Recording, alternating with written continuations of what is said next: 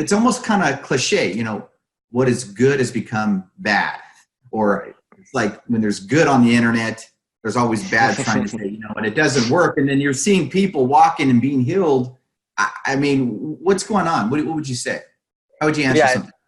I think that there's a lot of misinformation out there, and unfortunately, a lot of it's being put out by people in the field, actually, competitors doing slightly different things, right?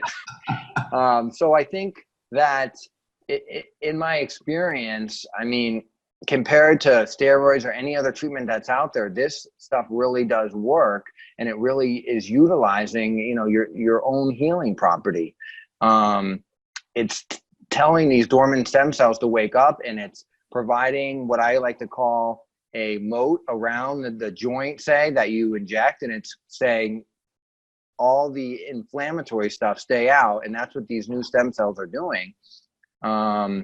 So yeah, I think there's just a lot of misinformation out there. I think that the first generation of regenerative medicine was using bone marrow or adipose tissue, and I think that is still around, but you're still using your own cells that are, say, 50 or 60 years old, instead of using, cells from an umbilical cord from a healthy baby that was donated and then sterilely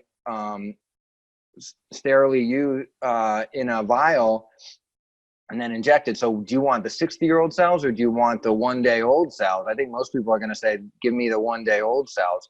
And then that's moved on to the second generation of regenerative medicine, which is what we're currently doing, which is umbilical cord or placenta or embryonic base. They're all synonymous cells.